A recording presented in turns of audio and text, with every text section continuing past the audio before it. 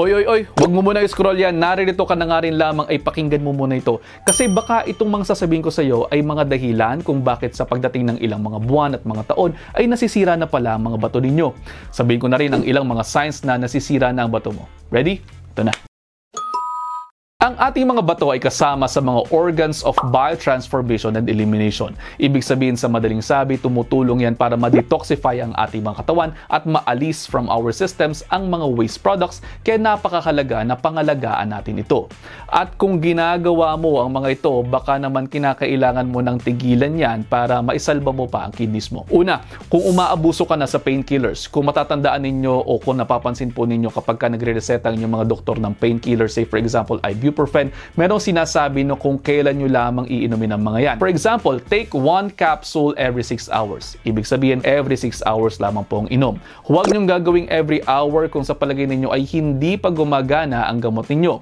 Kung sobra po kasi ang inyong mga inom po, pwede yung makasira sa inyong mga bato. Pangalawa, sobrang salt sa diet. Ang sobrang alat at sobrang sodium sa inyong mga diet ay po pwedeng makapagdulot ng pagtaas ng inyong mga blood pressure na siya namang maaaring makadamage sa ating mga bato. Kaya naman tama lamang na bawasan natin ang paggamit ng asin at pagkain ng mga processed foods sa diet ninyo na mayroong mataas na sodium levels. Kung gusto po ninyo magdagdag ng flavor sa kinakain, mas mainam na gumamit ng plant herbs and spices. O di ba mahilig naman kayo sa mga sinasabing herbal na yan? Ayan, herbs and spices, gamitin ninyo sa mga diets ninyo. Pangatlo, nasabi rin natin ito kanina, pagkain ng processed foods. Ang problema kasi sa mga processed foods, mayaman at mataas din ang mga yan sa sodium at phosphorus. At sabi nga natin, ang sobra niyan po pwedeng makasira sa inyong mga bato. Kung papansinin din natin ang mga taong mayroon ng kidney disease ay kinakailangan magbawas ng phosphorus sa diet nila. Kaya ganoon din po ang mga wala pang sakit sa bato, para makaiwas, mainam na bawasan din ang pagkain ng mga processed foods. Pagdating naman sa pagkain, mainam pa rin na sundin natin ang DASH diet. Na-explain natin ito sa iba pang videos, panoorin nyo yan. Pang-apat, pag-inom ng soft drinks. Ang sobrang pag-inom ng soft drinks ay makadadagdag sa dami ng asukal sa ating mga dugo na siya namang related sa pagtaas ng timbang at pagtaas ng blood pressure,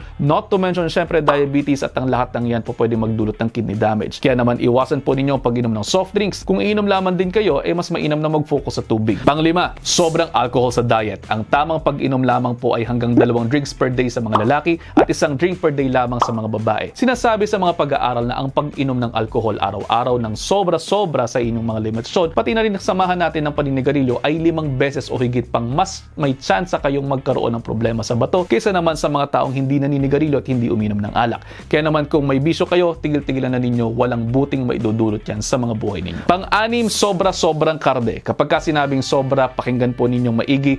Ang sobra, ibig sabihin yan beyond the limitation at kakayanan at pangangailangan ng inyong mga katawan. Kapag ka sobra-sobra po ang animal protein na nakakain natin, nagge-generate yan ng mataas masyadong acid sa dugo na maaaring magdulot ng problema sa inyong mga bato, to the point na maaari kayong magkaroon ng acidosis. Isa itong kondisyon kung saan nahihirapan ng ating mga kidneys na i-eliminate yung waste products na ito. Pero don't get me wrong, hindi ko po sinasabing hindi dapat kayo kumakain ng karne o protina. Kinakailangan pong protina para sa growth and repair ng body tissues at sa development ng katawan. Pero again, kinakailangan lamang po yan at certain levels at dapat ay nakabalanse din with your fruits, your vegetables, your whole grains and other foods para mas maging healthy. And last one, pang-pito, sedentary lifestyle o yung hindi ninyo paggalaw. Lagi nga natin sinasabi, di ba, gumalaw-galaw para hindi agad pumanaw. Pero this time, sinasabi kasi ng mga pag-aaral na related sa sedentary lifestyle ang pagkakaroon ng iba't ibang sakit tulad ng hypertension at diabetes, at ang sakit na mga yan ay maaari pong dadali sa inyong mga kidneys. Kaya naman hanggat maaari,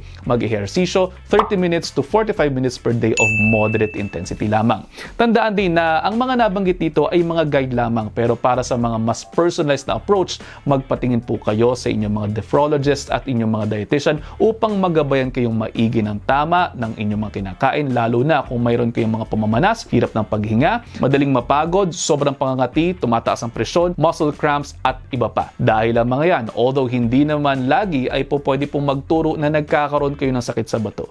At ayun, sabi ko naman po sa inyo ay ayaw ko lang naman talagang nagkakasakit kayo. Kaya naman naririto pa rin po ako at nagpapaalaala lamang sa inyo. At sa huli, tayo lang din naman talaga ang magtutulong-tulungan. Kaya naman yun lang for now, i-digest nyo muna dahil ang gusto ko ay healthy kayong lahat. See you the next episode. Ingat!